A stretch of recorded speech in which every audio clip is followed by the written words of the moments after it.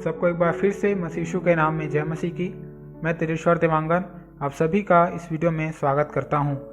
ये वीडियो उन हर एक लोगों के लिए है जो परमेश्वर के वचन को जानना, सुनना और सीखना चाहते हैं। आज की इस वीडियो में हम मत्ती रचित सुसमाचार उसका 3 अध्याय का 1 वचन से लेकर 12 वचन तक अध्ययन करेंगे, जिसमें हम एक नए व्यक्ति जिसका नाम है यूहन्ना उसके विषय में देखेंगे। वचन में जाने से पहले मैं यूहन्ना के विषय में आपको कुछ बताना चाहूँगा जो कि इस वचन में नहीं दिया गया है। जैसे कि यूहन्ना की माता का नाम था इलिशिबा और उसके पिता का नाम था जकरिया, और ये दोनों काफ़ी बुजुर्ग थे और इनका कोई संतान नहीं था, क्योंकि इलिशिबा जो थी वो एक बांझ स्त्री थी और संतान उत्पन्न नहीं कर सकती थी। तो क्या हुआ कि पवित्र आत्मा जो है इलिशिबा पर उतरा और पवित्र आत्मा की ओर से इलिशिबा गर्भवती हुई और यूहन्ना इलिशिबा के गर्भ में आया। जिस रीति से मरियम पवित्र आत्मा की ओर से गर्भवती होकर प्रभु यीशु मसीह को जन्म दी, उसी रीति से इलिशिबा भी यूहन्ना को जन्म दी। आइए हम वचन में जाएंगे। 3 अध्याय का पहला वचन में लिखा है, उन दिनों में यूहन्ना बपतिस्मा देने वाला आकर यहूदिया के जंगल में यह प्रचार करने लगा। तो ये उन दिनों का मतलब है जब प्रभु यीशु मसीह नासरत में था, जो कि गलील प्रदेश में पड़ता है। तो जब यीशु मसीह नासरत में था तो यूहन्ना यहाँ यहूदिया में वहाँ के जंगलों में जो है ये प्रचार कर रहा था कि दूसरा वचन में मन फिराओ क्योंकि स्वर्ग का राज्य निकट आ गया है। तो मन फिराने का क्या अर्थ है और क्या चीज़ से हमें मन को फिराना है? हमें अपने पापों से मन फिराना है क्योंकि स्वर्ग का राज्य निकट आ गया है। और ये स्वर्ग का राज्य क्या है, इसको भी हमें जानना ज़रूरी है। तो स्वर्ग का राज्य मतलब है प्रभु यीशु मसीह का हमारे जीवन में आना स्वर्ग का राज्य है। तो जैसे यहाँ पर लिखे स्वर्ग का राज्य निकट आ गया है, तो इसका अर्थ क्या है ना? क्योंकि यूहन्ना इस बात को 2000 साल पहले कहा था और उस समय भी वो बोला कि निकट आ गया है। और आज जो है, आज के समय में भी ये वचन इसी रीति से काम करता है कि आज के समय में भी स्वर्ग का राज्य निकट है। तो ये किस रीति से है उसको हम समझेंगे। तो स्वर्ग का राज्य कोई प्रकट रूप में आने वाला राज्य नहीं है, लेकिन स्वर्ग का राज्य लोगों के हृदयों में आता है। जो प्रभु यीशु मसीह को ग्रहण किया उसके जीवन में स्वर्ग का राज्य आ चुका है। हर एक मनुष्य के निकट, उसके हृदय के निकट जो है स्वर्ग का राज्य आ चुका है। लेकिन उसको क्या चाहिए? उसको उसके पाप से छुटकारा पाने की ज़रूरत है और अपने पाप को छोड़कर उससे मन फिराने की ज़रूरत है। तो ये बात जो है यूहन्ना यहूदिया के जंगलों में लोगों को प्रचार करता था। 3 वचन में लिखा है, यह वही है जिसकी चर्चा यशायाह भविष्यद्वक्ता के द्वारा की गई। जंगल में एक पुकारने वाले का शब्द हो रहा है कि प्रभु का मार्ग तैयार करो और उसकी सड़कें सीधी करो। तो इस वचन के अनुसार यूहन्ना के विषय में पुराने नियम में ही भविष्यवाणी कर दिया गया था कि एक व्यक्ति आएगा जो जंगलों में प्रचार करेगा और जंगल में एक पुकारने वाले का शब्द होगा। ये भविष्यवाणी जो है पुराने नियम में कर दिया गया था।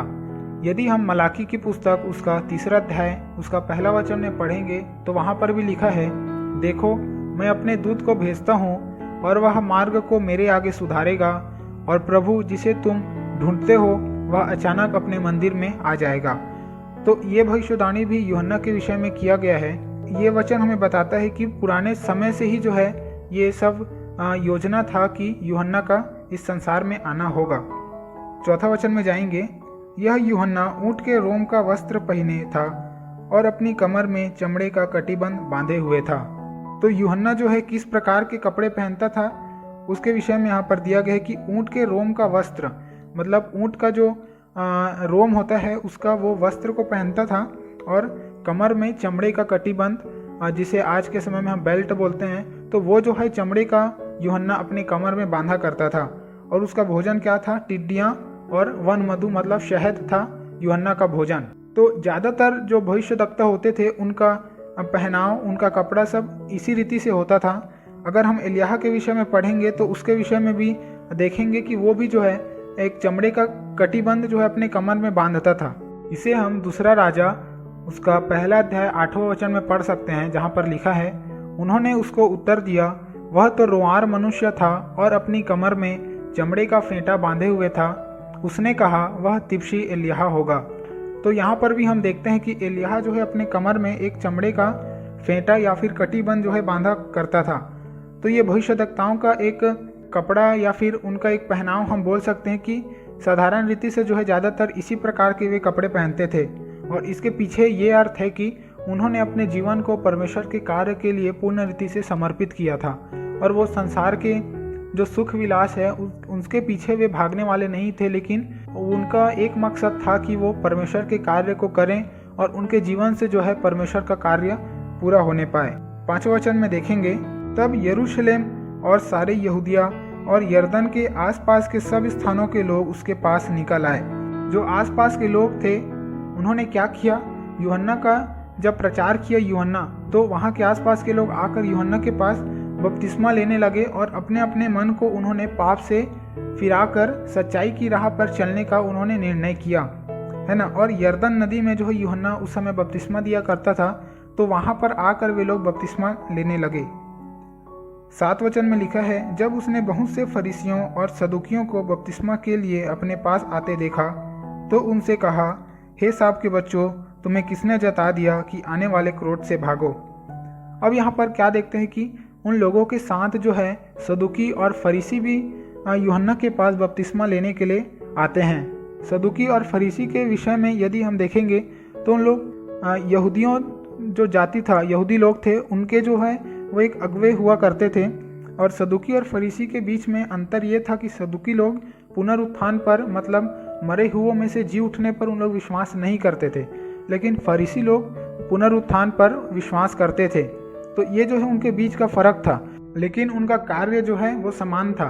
वो क्या करते थे कि परमेश्वर ने जो व्यवस्था दिया है उसको तो वे लोगों को सिखाते थे, लेकिन वो उस व्यवस्था को अपने फायदे के अनुसार से मोड़कर जो है बनाकर उन लोगों को बताते थे और उन्हें जो है वो ऐसे दिखाते थे कि हम धर्मी हैं और तुम लोग जो है एक पापी मनुष्य हो। वो जो है इस रीति से सिखाते थे।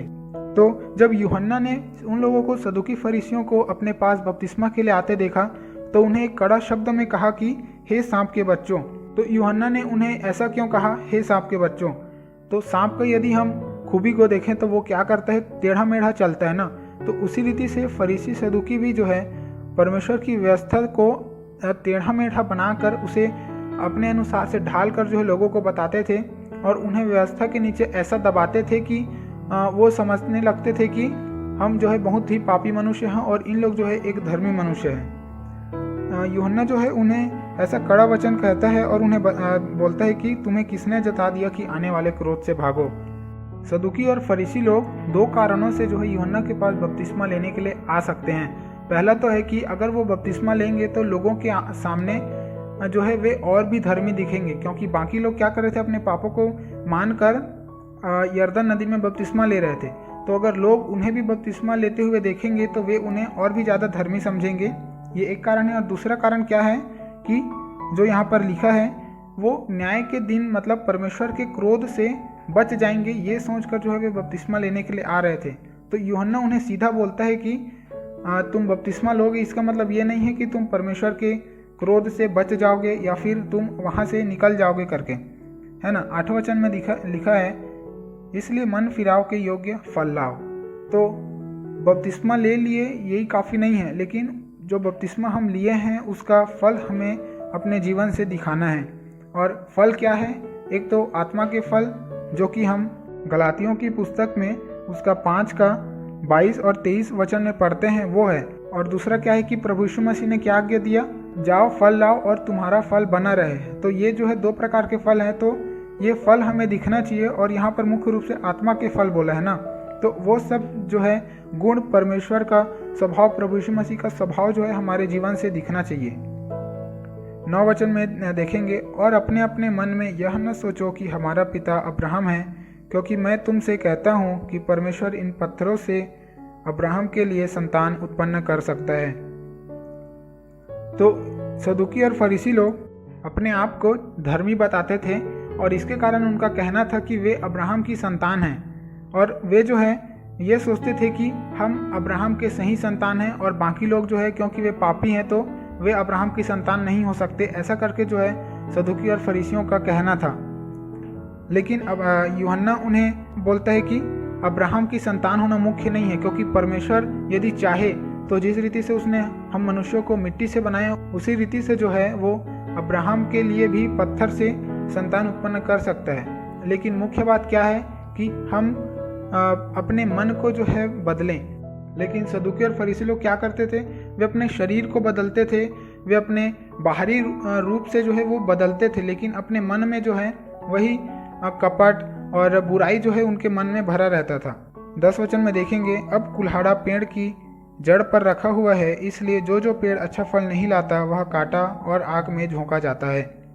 तो यहाँ पर यूहन्ना उन्हें एक एग्जाम्पल के रूप में बताता है कि अब कुल्हाड़ा जो है वो हर एक पेड़ की जड़ पर रखा हुआ है। मतलब अब जो है यदि कोई पेड़ सही फल नहीं लाएगा, मतलब अगर कोई मनुष्य अच्छा फल नहीं लाएगा, ऐसा फल जो परमेश्वर को भाता है, तो फिर परमेश्वर उस पेड़ को काटने पर है। तो इसलिए चाहिए कि हम अच्छा फल लाएं, अपने जीवन के द्वारा जो है परमेश्वर की महिमा करें। प्रभु यीशु मसीह का स्वभाव जो है हमारे जीवन से दिखना चाहिए। 11 वचन में देखेंगे, मैं तो पानी से तुम्हें मन फिराव का बपतिस्मा देता हूँ, परंतु जो मेरे बाद आने वाला है वह मुझसे शक्तिशाली है, मैं उसकी जूती उठाने के योग्य नहीं, वह तुम्हें पवित्र आत्मा और आग से बपतिस्मा देगा। तो हो सकता है वहाँ जो लोग आ रहे थे वो ये सोच रहे थे कि यूहन्ना ही जो है वो आने वाला मसीहा है। तो यूहन्ना जो है अपने विषय में उन्हें बताता है कि मैं जो है मसीहा नहीं हूँ, लेकिन मैं तो उसके जूती को खोलने या फिर उठाने के भी योग्य नहीं हूँ। और यहाँ पर क्या बोलते हैं कि यूहन्ना कि मैं तो पानी से बपतिस्मा देता हूँ, लेकिन जो आएगा वो तुम्हें पवित्र आत्मा और आग से बपतिस्मा देगा। तो इन दोनों का अर्थ क्या है ना? पानी जो है वो बाहरी रीति से साफ करता है। यदि हम गाड़ी धोते हैं या फिर कुछ भी चीज़ को धोते हैं तो पानी क्या करता है, बाहरी रीति से साफ करता है, लेकिन अंदर की चीज़ों को जो है वो साफ नहीं करता। यदि हम सोना लें और सोने का जो कच्चा सोना होता है उसको वहाँ से जो हमें शुद्ध सोना अगर निकालना है तो उसे हम क्या करते हैं, आग में तपाते हैं ना, और उसे पिघलाते हैं, तब उसके बाद हमें शुद्ध सोना मिलता है। उसी रीति से प्रभु यीशु मसीह हमारे खून में जो पाप है उसे जो है वो क्षमा करता है और हमें पूर्ण रीति से शुद्ध बनाता है, और हमें जो है पवित्र आत्मा को देता है, जिससे हम प्रभु यीशु मसीह पे और बढ़ सकते हैं। 12 वचन में देखेंगे, उसका सूप उसके हाथ में है और वह अपना खलिहान अच्छी रीति से साफ करेगा और अपने गेहूं को तो खत्ते में इकट्ठा करेगा, परंतु भूसी को उस आग में जलाएगा जो बुझने की नहीं। तो जब न्याय का समय आएगा तो प्रभु यीशु मसीह गेहूं को, मतलब जो सही विश्वासी हैं, जिसने प्रभु यीशु मसीह का स्वभाव अपने जीवन से दिखाया, जिसने प्रभु यीशु मसीह के भय में चला, उन लोग को तो प्रभु यीशु मसीह अलग रखेगा जैसे हम गेहूं को अलग रखते हैं। लेकिन जो ऐसे मसीही या फिर ऐसे लोग जो प्रभु यीशु मसीह को ग्रहण नहीं किए या फिर उसको जानते हुए भी अपने जीवन को उसके भय में नहीं बिताए, उन्हें भूसी के समान अलग करेगा और उन्हें अनंत आग में जलाएगा जो कभी बुझने की नहीं। तो आज की इस वचन में जैसा हमने देखा कि हमें सिर्फ प्रभु यीशु मसीह को जान लेना या फिर बपतिस्मा ले लेना ही काफ़ी नहीं है, लेकिन हमें अपने जीवन को बदलने की ज़रूरत है, हमें अपने मन को बदलने की ज़रूरत है और हमारे जीवन से प्रभु यीशु मसीह का स्वभाव दिखना चाहिए। और जैसा कि 8वें वचन में हमने पढ़ा कि मन फिराव के योग्य हमें फल लाना है।